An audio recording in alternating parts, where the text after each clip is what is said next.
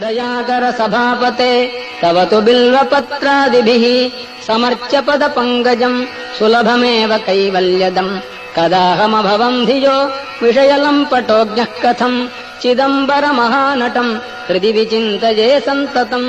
न चास्मि कुशलस्मृतौ स्मृतिपुराणकाव्येषु वा कलासु विविधासु वा परिचितोऽस्म्यहम् नैव भोः कथम् नु मयि भूभुजाम् भवतु हर्षपूरस्वतः चिदम्बरमहानटम् हृदि विचिन्तये त्वामहम् नटेशसुरपूजितम् तव तु कुञ्चिताङ्घ्रिम् जनाः विचिन्त्य सकलेप्सितम् समुपयन्ति भक्ता न किम् कथम् नु विषयोन्मुखः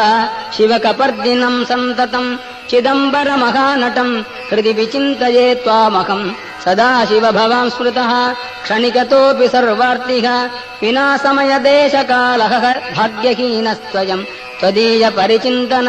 रहित नष्टजन्मा सदा चिदम्बरमहानटम् हृदि विचिन्तये त्वामहम् त्वमेव जनको मम त्वमसि मे प्रसूरुन्मनाः त्वमेव सुहृदुत्तमः त्वमसि सूनुरादादयः भवन्तमगजाधिप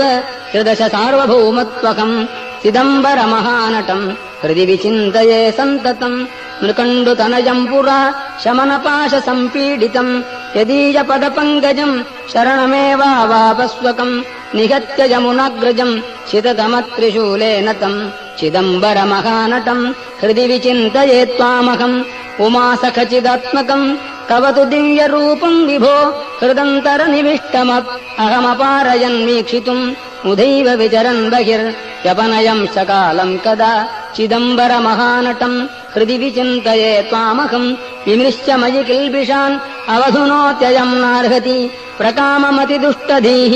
मम पदाब्जयोः संसृजम् इति क्षिपसि चेत्प्रभो कमुपयामि भीतस्त्वतः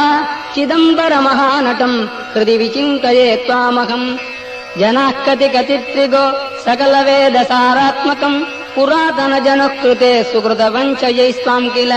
समर्च्य कृतिनो न किम् दुरितकृत्कथम् त्वामहम् चिदम्बरमहानटम् हृदि विचिन्तये त्वामहम् पतञ्जलितपः फलम् मुनिजनौघजीवातुकम् प्रपन्नजनकल्पकम् विधिहृदब्जसंवासिनम् सुपूजितमहर्निशम् श्रुतिपथैकनिष्ठैर्द्विजैः चिदम्बरमहानटम् हृदि विचिन्तये त्वामकम् डमरुकमृगरोचेष्केशरोचिष्णुपाणिः दरहसितविरजन् मञ्जुळास्याम्बुजश्रीः दयाकर